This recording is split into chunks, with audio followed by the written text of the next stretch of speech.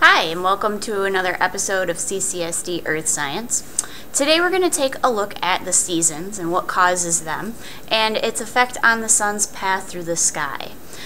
But before we get into what causes the seasons, we're going to take a look at some important vocabulary that you need to understand as we go through this topic. And the first thing that we have here is the celestial sphere. And that's basically everything above you. If you go outside, it's like that imaginary dome that's over top of you. And it's going to include things like the sun, the moon, stars, planets. Anything that's outside of our atmosphere on Earth is part of the celestial sphere. And the point that's directly above you, so if you stand outside and look straight up, that's your zenith, and that's 90 degrees above the horizon. And that 90 degrees is what we'd consider the altitude. And altitude is a word we've used a little bit before already, but it's just the distance in degrees above the horizon. So if you look straight out in front of you and you look up a little bit, that angle above the horizon is your altitude. So we use that a lot to talk about the position of the sun in the sky. And then the azimuth is going to be the distance around you in your celestial sphere, starting at north as the 0 point. So when we take the altitude and azimuth and put them together, it creates kind of like a grid on the celestial sphere to help pinpoint locations like we do with latitude and longitude on Earth.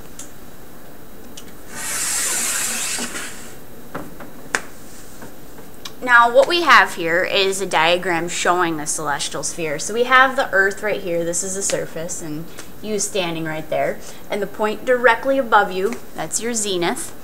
You've got north, south, west, and east labeled on here. And be very careful to pay attention to where the positions of north, south, east, and west are labeled. It can be in any direction on here, depending on what diagram or picture you're looking at. So always pay attention to where north is, because obviously that's going to make a difference in describing things that you see on the celestial sphere. So we have right here, you can see the azimuth, which is the angle around the horizon.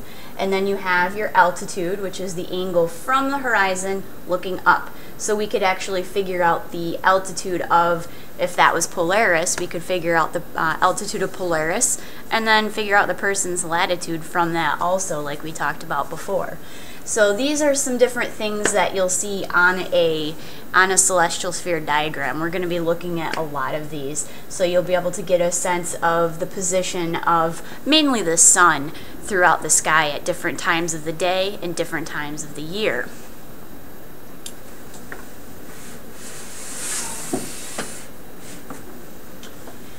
Now, when we look in the sky, what you'll notice is that all celestial objects appear to move east to west. So when we look at the sun, the moon, stars, they look like they're rising in the east and they're setting in the west. And that's the way that they always move through the sky, all right, east to west. So the sun rises in the east and it sets in the west. And what we talked about before is that obviously these things are not really moving through the sky. It's the Earth rotating and changing our position on our axis that creates that apparent motion of the objects. And that number right there, 15 degrees per hour, that is the rate that the Earth rotates. So if you look in the sky and you follow the sun throughout the day, you're going to see that it's going to move 15 degrees in the sky every hour. And that's kind of how a sundial works. They base it off of that movement. And again, it's because of the Earth's rotation. Those things are appearing to move because the Earth is rotating. If we take a look at this diagram right here, there's a lot going on. But first of all, we can see now north is over here, we have south in this part of the sky, and then west and east. And what this is showing the path of the sun through the sky, and you can see that it's rising in the east, we've got little arrows, and then it reaches its highest point, which we call solar noon. Okay, so the time when the sun reaches its highest altitude in the sky is solar noon. And it's important to note that in Carthage, New York, and in all of New York State, the sun never gets directly overhead. And so when we talk about solar noon, it's not when it's directly overhead, it's when it's reached its highest point that it can get that day, and then it starts to set. So this would be the morning, and then its path over here is the afternoon and into the evening when it sets. And like I said, you know, it can never be directly overhead in Carthage. There are certain places on the earth where it can, but we just don't live in one of those places. One other thing I want to point out is notice the sun is right here. This is the sun at solar noon. It's in the southern part of the sky. No matter what time of day, actually, it doesn't matter. It will always be in the southern part. So if the sun is here and it's shining on an object like a pole sticking in the ground, think of like a tree or a flagpole, the shadow of that object is always going to be in the north. It could be northwest, it could be northeast, or directly north, but it's always going to be moving in this part of the sky. Just like the sun is always in the southern part of the sky. And that's for where we live. A lot of what we're talking about here today is based on our latitude, where we live on the earth in New York. If we go to a different latitude, some of these things will change. The position of the sun would look a little bit different. But we live here, so we're going to focus on Carthage.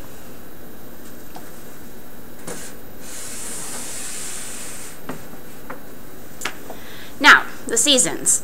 Why do we have the different seasons that we have? Spring, summer, fall, winter.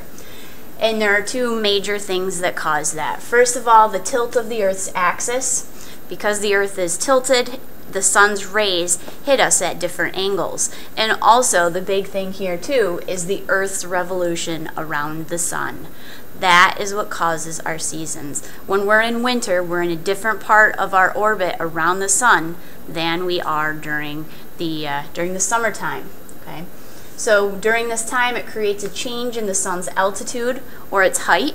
So at certain times of the year, the sun's really high in the sky, and at other times of the year, the sun is pretty low in the sky. And then the rest of the time, it's somewhere in between. And the tilt of the Earth's axis causes the angle of insolation to change throughout the year, creating variation in temperature at different latitudes. So insolation, okay, what that stands for is incoming, that's where that part is, solar radiation. Okay, so it's energy coming to us on Earth from the sun. And the amount that we receive is going to change based on our position around the sun and the angle that the Earth is tilted. So if we're receiving more direct rays, we're going to have warmer temperatures. If we're receiving less direct rays, it's going to be cooler. And so that's going to change. Again, it's going to change throughout the year. All right. Now, let's take a look at this little diagram right here. Okay, this is showing the position of the Earth throughout the year. All right. So we'll take a look over here, and you can see that the Earth is tilted in this picture towards the sun. So we're going to get more direct rays in the northern hemisphere during this time of year. Also, I want to point out, notice the tilt of the Earth in all four positions is going the same way. So because the Earth is revolving, different parts of the Earth are receiving more direct rays.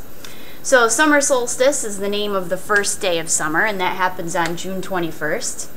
And as we move through, after summer, we have fall, or the autumnal equinox, and that happens on September 21st. Keep on moving along, we get winter, and you notice in winter we're tilted away, so we're getting less direct rays during this time, and that's December 21st. And then the final season we have here is the vernal equinox or spring equinox, and that is March 21st. Now, notice that all four dates, the date is the 21st that we have on here. I do want to point out that these dates can change by 1 or 2 days. So some years it may be, March 22nd instead of the 21st. But if you just kind of stick with the 21st, you get pretty close to what it will be each year and for each season. Now, a couple of other words that I have on here is aphelion and perihelion. This is the name for our position and our distance from the sun during different times of the year. Aphelion is when we're farthest away from the sun. Now I want to point out that that's in summertime. We are actually slightly farther away from the sun during the summer than we are in winter. But because we're tilted towards the sun in the northern hemisphere, we're getting more direct rays, so our temperatures are warmer. And that's where, you know, that's a common misconception people have, is that, oh, we have summer, it's warmer because we're closer. And actually, we're just a little bit further away than we are during the winter time. And when we're closest, that is called perihelion. Okay? One other thing just to point out, you notice the direction of its revolution is counterclockwise, and the revolution that occurs is approximately 1 degree per day. All right. Yeah.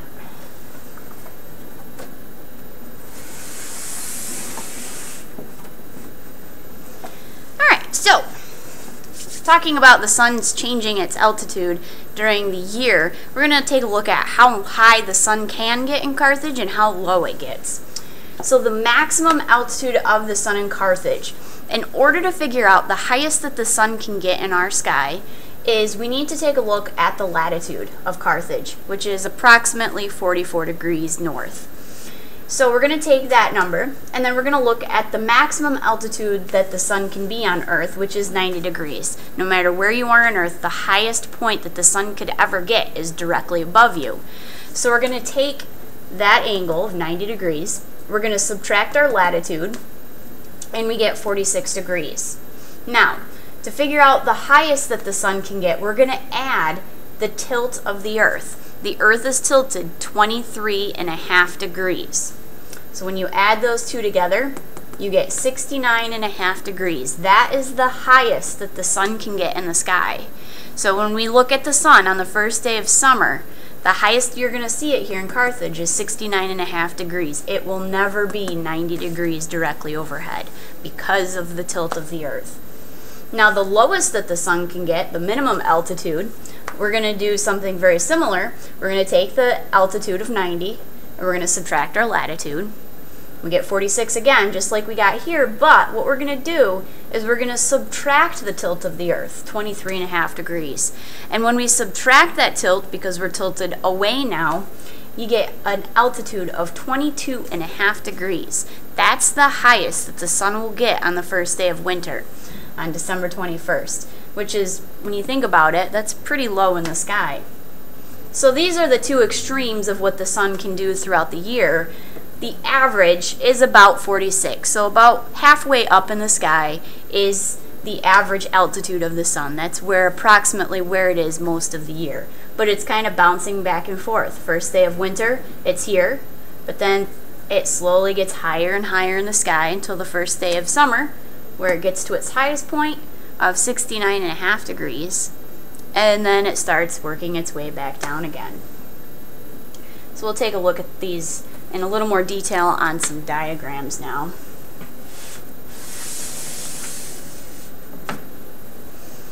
So the first season we're going to look at is the summer solstice, all right, June 21st. On this day, the sun is directly overhead the Tropic of Cancer, which is 23.5 degrees north. So if you find the equator, you go up 23.5 degrees. That's where the sun would be directly overhead on that date. And one thing that we talk about a lot is that the sun rises in the east and it sets in the west. But that's kind of simplifying what it really does. Here in Carthage, the sun is going to rise north of east and set north of west during the first day of summer. And we get a maximum number of daylight hours of approximately 16 hours. So that's why we call it the longest day of the year, because it's the longest amount of daylight that we have. The day obviously is still 24 hours, but the sun is out for quite a while. And if you look at this little diagram right here, you can understand why. If you look at the sun right here, it's rising, here's east, it's rising north of east, and it gets to 69.5 degrees above the horizon. And that would be our solar noon at noontime, and then it sets north of west, okay? So if you look at that path, it's up pretty high in the sky, and it's out for a long time before it sets again. So that creates our really long day that we have in the summertime. Now, if we're looking at it from the perspective of space, and we're looking at the Earth and the sun, the sun's rays are hitting, like I said before, directly above 23.5 degrees north, or the Tropic of Cancer. There's the equator right in there, okay? So the northern hemisphere during this time is tilted towards the sun. We're getting more direct rays, more intense energy, which is going to heat things up. Okay, so this is the first day of summer.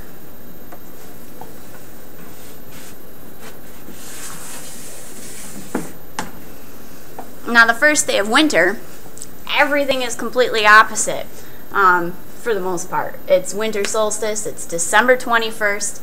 Now the sun is directly overhead of the Tropic of Capricorn, which is 23.5 degrees south. So it's directly overhead in the southern hemisphere now. The sun rises south of east and sets south of west. And this is when we have what we call the shortest day of the year. And again, it's not that the day is any shorter, it's just that's when we have the least amount of daylight that we receive throughout the year. And it's approximately 9 hours. So that's pretty much you get up, go to school, come to school, and if you play a sport, by the time you get home, it's probably pretty close to being dark, and that's your day. And then it's dark the rest of the night. But the good thing about December 21st is that after that point, the days start to get longer again. So that's kind of a good thing. Looking at from the sun's path, the celestial sphere diagram here, you can see right here, this is the sun rising in the eastern part of the sky, but it's south of east. Whereas summer, it was way over here. Now it's south of east, comes up 22.5 degrees above the horizon. All right, that's not very high at all. And then it sets south of west. So you've got a very short little path. Remember, summer was way over here, got really high in the sky, and then set way over here. So it was a nice long path, got really direct rays because the sun is higher up in the sky. But in winter, it's very short path. The sun's not out very long, so it doesn't have a lot of time to heat things up. And when it is, it's not very high in the sky, so that angle of insolation, that energy from the sun, is not as intense. So that's another reason why we have those cooler temperatures during the winter. And again, from looking at it from space, you've got the sun shining on now directly at 23.5 degrees south at the Tropic of Capricorn, which is in the southern hemisphere. Up here in the north where we are, it's tilted away, so the rays are coming in at a lower angle, and you get less direct energy, colder temperatures. So as we're going through these, again, we're looking at where we live. All of this would be opposite in the southern hemisphere. The seasons, when we talk about the first day of winter, that's the first day of summer in the southern hemisphere because the sun is more direct in that part of the world. But we're focusing right here in the north.